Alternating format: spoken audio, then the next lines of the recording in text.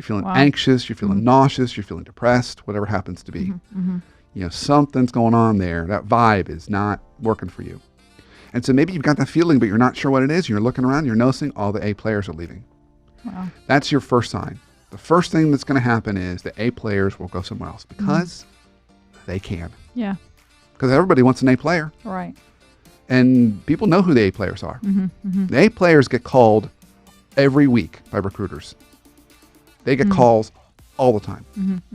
Particularly when they get more established and more senior. Yeah. They're getting calls all the time. I have clients all the time that say, yeah, I get calls weekly from recruiters. Yeah. But now this one thing has changed at work, and I'm actually thinking I might start taking these calls. And particularly in the talent market today, your A players have got lots of options. So if you're seeing A players leave, that's a sign something's not right. Something's up. Wow. Yeah. So, given all these 5 signs, surely there's something maybe we can do to keep it from tipping over the edge. I don't know. Save it.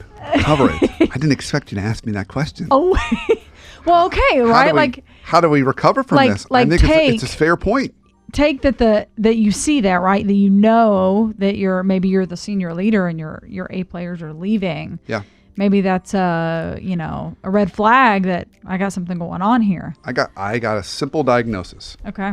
It's simple, but it's hard. Okay. Clarity and consistency. Okay. That's your prescription. So now you may be a VP or a director or something. You have a group. You have control of that, but you can't control the whole thing. Right. In a perfect world, senior leadership would have clarity, consistency, and courage. But in big publicly traded companies, I want to be super clear, not a popular view, but I'm going to say it anyway because it's true. They're lacking a lot of courage. They're scared and they really want to make everyone happy. Yeah. And they're not willing to tell somebody no. So that creates a lot of the dynamic we've got going on here. Sure. But the courage part aside, clarity and consistency is really important. So be really clear on what matters.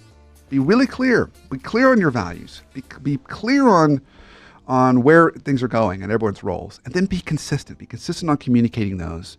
Be consistent on living out those yourself. And be consistent on rewarding those things so everybody can see it. Because when you're clear and consistent, it creates calmness. That worked out perfectly.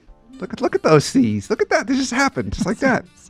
But it really does. That clarity and consistency creates calmness. And everything else that we talked about here creates anxiety. And anxiety is one of the worst forms of toxicity because it's this high energy emotion inside you that just eats you up. But clarity and consistency creates calmness, which is a perfect antidote. And you can do that even with your teams right now. And you can do that even at home with your families. Yeah. Clarity and consistency. That's going to create calmness. And anyone that has dogs, by the way, because we've had a dog trainer on the show before, anyone that has dogs, by the way, will tell you, clarity and consistency will create calmness in that dog. If you're really inconsistent and not clear, particularly inconsistent, that dog is going to be really an anxious pup. Because dogs in particular really like to know what the routines are, where they stand, how things are going to go, what time is eating time. I mean, Walter will tell us. Yeah. He'll show up. He'll be like, hey, it's eating time. And he'll go sit in on the stairs on the exact same step. And that's his I'm waiting for my meal step. Yeah. And when he's sitting there, it's like, oh, it's time to feed Walter. And that's when we know. So clarity, consistency. Okay. Sweet Pea just kicks around the empty bowl. That's her sign to you. That's her thing. Like it's time to fill this up. Yeah. Okay. So we're going to recap. So here we go. Here they are. We've got politics trump performance. That's our number 1. Okay. So that's when people are getting rewarded more for their political position than actually this work they're doing. Politics trump performance. Second one is performance trumps values. So we say we're all about team, but we're rewarding this person who's elbowing people out of the way, hurting people's feelings, having people quit, all that stuff would be an example. Performance trumps values, also a form of toxicity. So we kind of have P over P and P over V. Yeah. That's how I remember it. Are you trying to do a mathematical equation? Well, no, but what is the alliteration? Yeah. Would be, that helps me. I thought maybe it would help. P over P, P over V. I'm all about that. Leaders' actions don't match their words. So inconsistency. Mm-hmm. You know, they say one thing, do another thing, or keep changing direction a bunch.